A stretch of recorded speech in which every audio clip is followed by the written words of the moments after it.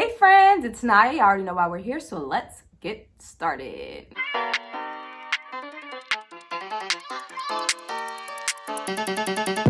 Alright guys, so we're doing an Anthony. I'm not gonna butcher his last name, so I'm just not gonna say it. I've never seen any comedy from him, but shout out to the person that recommended this video for me to check out. Have you ever? Jeselnik? No, I have not. Alright, well, there's that. Great to be here in Montreal tonight. Great to be here. This past weekend, I had to go to Boston with my girlfriend to stay with her dad. Could not have been more uncomfortable. He wouldn't let us sleep in the same bedroom together, you know? He goes, "Sorry, buddy, I just don't trust you." I said, "Trust me, buddy. I'm fucking your daughter."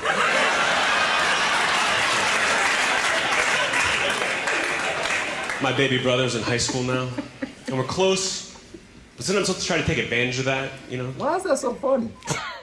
That would have got him punched in the face right there. That would have ruined my baby girl's weekend because that guy would have been toothless right there. But he didn't say that, he said it out loud. It could have been an internal thought. Okay, well, you better keep it as an internal damn thought. And we're close, but sometimes I'll try to take advantage of that, you know? A couple months ago, he calls me up, he goes, "Anthony, I just cut school for no reason. And now I need you to write me a sick note and then forge Dad's signature and make it good." And I did my best, but I'm horrible at stuff like that. The teacher took one look at the note and said, "Mikey, you expect me to believe this? You don't have AIDS."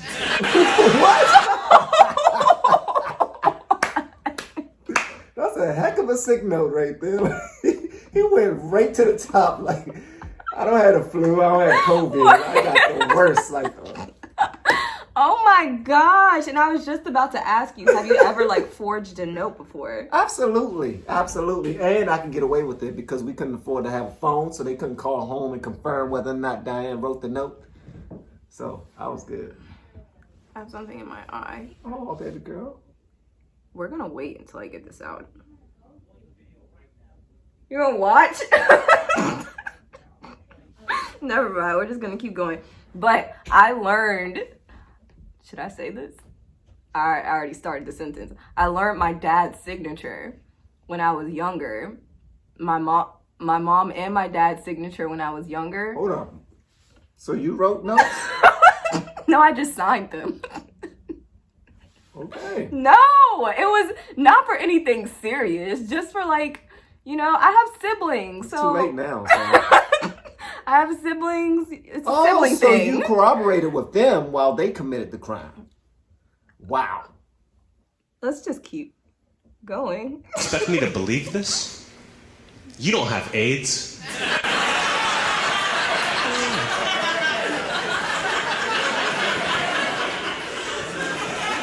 Oh, fantastic. If you guys like that AIDS joke, I got more. I've got some great news.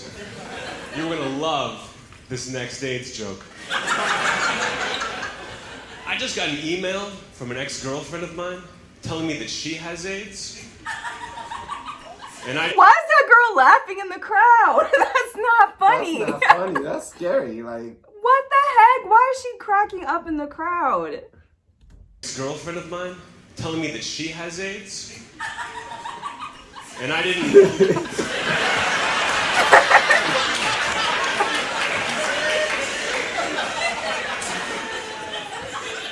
I like your style.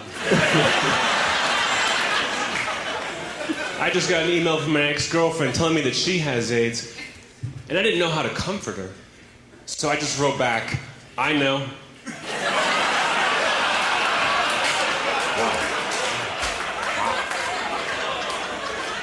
I just read the biography of the guy who invented Super Mario Brothers.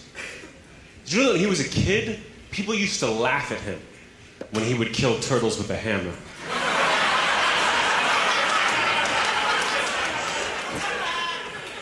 Wow. I once dated a girl who owned a parakeet. Oh my God. That fucking thing never shut up. But the bird was cool.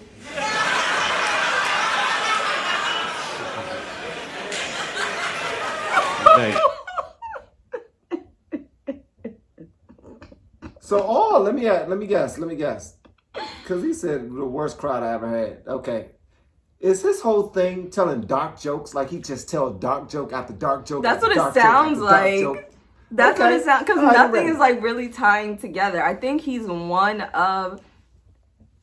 probably the only comedian that I've checked out who just does lots of like very random dark jokes after the other. So Wow. this is interesting. Okay. All right.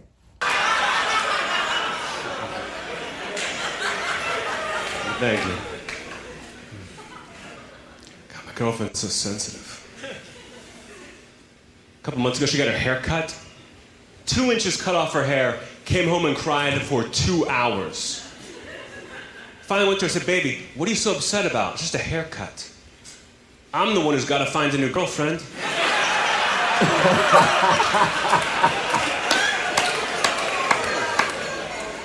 Why are you laughing so hard at that? I love that joke. That's my favorite right there. That's my favorite. He said, you the one that came home looking so crazy I got to break up with you. I should be the one crying.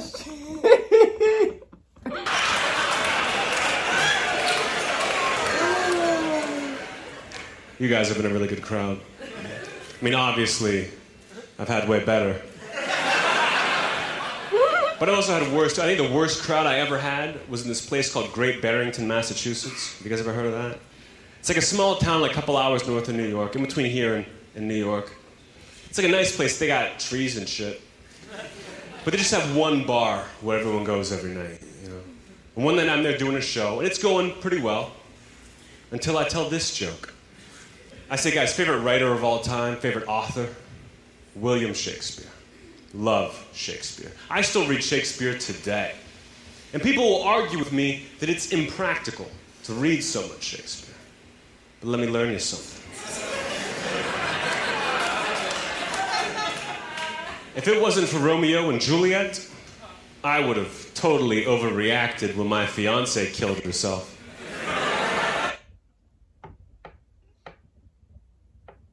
So he was supposed to. So he was supposed to look at that situation as if, you know, this is supposed to be romantic because, you know, Shakespeare wrote it as a romantic story, you know. I would have totally overreacted when my fiancée killed herself. Now, clearly that's not a joke for everybody, right? I mean, pretty much just people who read. But wherever I go, at least one person will laugh really hard at that joke, you know, but not in Great Barrington, Massachusetts.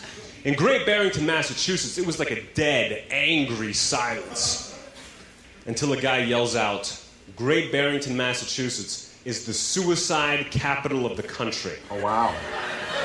You touched on We it. hate that stuff here. Now, that's a tough situation. Luckily, I'm a professional. I knew I had 3 options to get out of it. Option number 1, apologize to everybody. Say, you guys, I'm really sorry. I didn't know that about your town. But if I had, I never would have told that joke. Not my style. Clearly. Option number 2, point out the obvious. You should all move. Absolutely. Everybody killing themselves here. It must be in the water. Oh, in the water! Or the Oh my preacher is teaching gosh. it. Something's happening why everybody killing themselves here? Leave. You should all move.